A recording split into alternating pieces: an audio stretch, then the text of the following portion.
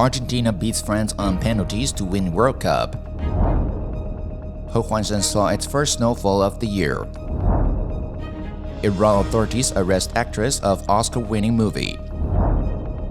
Protests strand 5,000 tourists in Machu Picchu gateway city. Dutch tulip farmer is swapping gas for heat from Bitcoin mining. Inventor of the web wants to save our data with Web 3.0.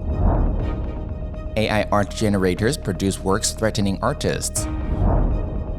Police recover items from 2019 German gold and diamond heist.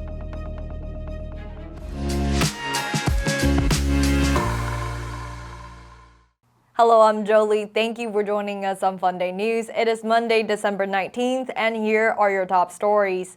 Lionel Messi's once-in-a-generation career is complete. The Argentina superstar is finally a World Cup champion. Messi scored 2 goals and then another in a shootout as Argentina beat France 4-2 on penalties Sunday to claim a 3rd World Cup title, despite Kylian Mbappe scoring the first hat-trick in a final in 56 years. Now there's no debate. Messi is definitively in the pantheon of soccer's greatest ever players, alongside Pio and Diego Maradona.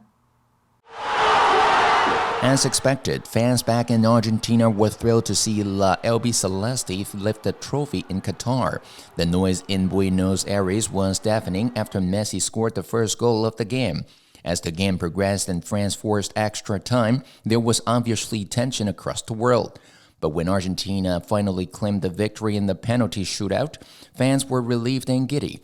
It's the first time since 1986 the South American nation has won the World Cup. It's the 3rd World Cup in Argentina's history. As temperatures dropped into the single digits across much of Taiwan on Sunday night, the Central Weather Bureau said Hehuanshan recorded snowfall in the early morning Sunday. According to an earlier report, temperatures in North and Central Taiwan plunged below 6 degrees on Saturday, while temperatures in Hehuanshan were between 2 to 8 degrees Celsius during the day and dropped to 0.9 degrees Celsius at night. The Central Weather Bureau said temperatures will rebound slightly in the next 2 days.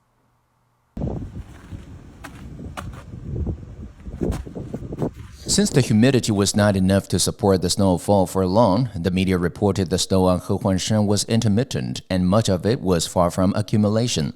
The Central Weather Bureau said nationwide temperatures will rebound slightly on Monday, rising by another 1 to 2 degrees on Tuesday, and then falling again as another cold front arrives on Wednesday.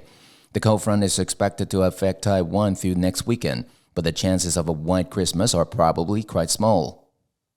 Iranian state media IRNA reported that Taraneh Al-Dutsi, star of the Oscar-winning movie The Salesman, was detained last Saturday on charges of spreading falsehoods about nationwide protests, a week after she made a post on Instagram expressing solidarity with the first man recently executed for crimes allegedly committed during the protests. According to the report, Al-Dutsi, the country's most renowned actress, was arrested because she did not provide any documents in line with her claims. In her post, the 38-year-old actress said his name was Mohsen Shikari. Every international organization who is watching this bloodshed and not taking action is a disgrace to humanity. Since September, Al-Dutsi has openly expressed solidarity with protesters in at least 3 posts on Instagram. Her account, which had some 8 million followers, has been suspended. Al-Dutsi had previously criticized the Iranian government and its police force before this year's protests. Around 5,000 tourists have been left stranded in Cusco, the Peruvian gateway city to the Inca citadel of Machu Picchu, due to protests against the ousting of ex-President Pedro Castillo. Cusco International Airport, which serves numerous tourist sites in the region, has been closed since Monday when protesters tried to storm the terminal. It is Peru's 3rd largest airport. A local mayor said last Friday several major roads in Cusco, the old Inca capital, have also been blocked by protesters.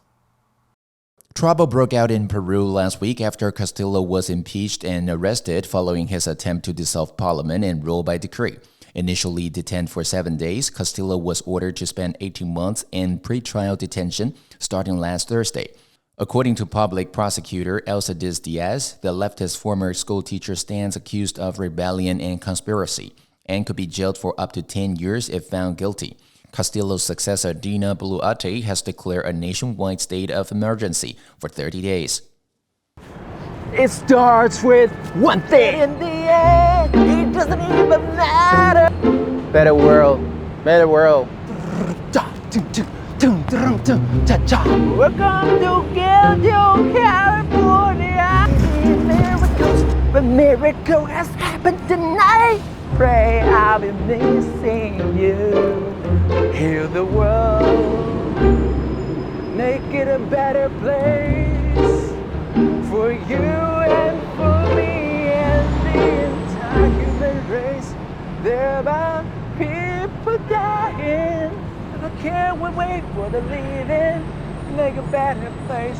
Amid soaring energy prices, the situation is not any better for greenhouse farmers in the Netherlands, the world's biggest tulip producer and also the second biggest agricultural exporter. To avoid going out of business and creeping overhead costs, Dutch flower farmer Danielle Koning teamed up with a Bitcoin mining firm to heat her giant greenhouse near Amsterdam with mining servers. The warmth generated by the rigs is now being used to heat the hothouse where rows of tulips grow, cutting the farmer's reliance on gas. Bitcoin Brabant said mining for cryptocurrency generates a great amount of heat while requiring huge amounts of electricity to power computer rigs. It's because the processors are constantly trying to guess a random number, and that produces some heat. The servers in turn are powered by solar energy from the roof, reducing the normally huge electricity costs for mining and cutting its potential impact on the environment. The flower farmer and the mining firm have split ownership of the servers and Bitcoin they produce. The creator of the World Wide Web, Sir Timothy Berners-Lee, is working on Web 3.0, not Web 3, to protect our data from being sold unknowingly by tech companies.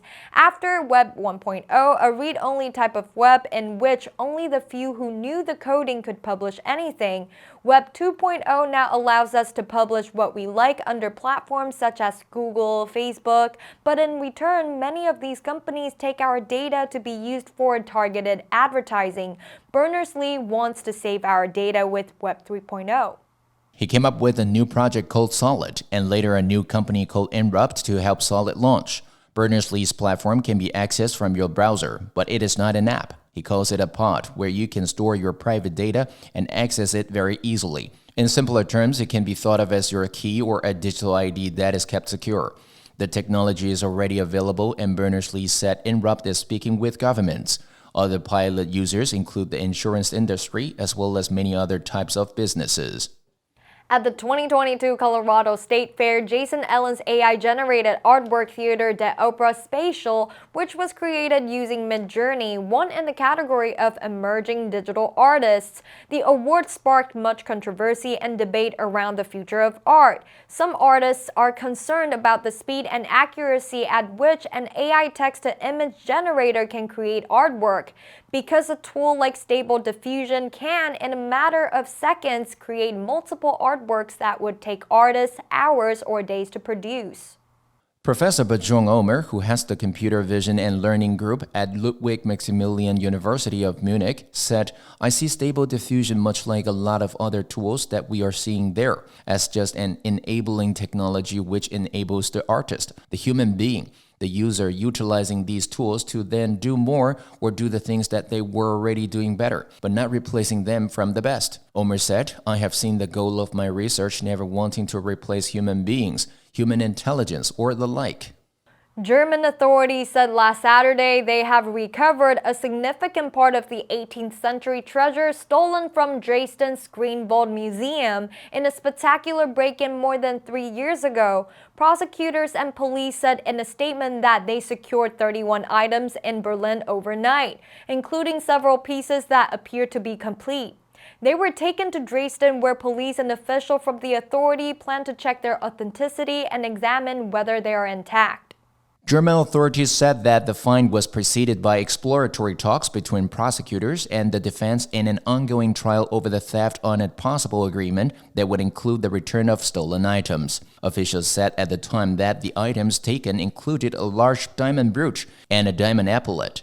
The Treasury of Augustus the Strong of Saxony was established in 1723 and contains around 4,000 objects of gold, precious stones, and other materials on display in Dresden's royal palace. FUNDAY News will help you sharpen your English skills and keep you informed about international current events. If you want to know more about our other programs and keep learning about the world's most important topics in English, please click the link in the description below to join FUNDAY for free. I'm Jolie, your host. I'll see you next time.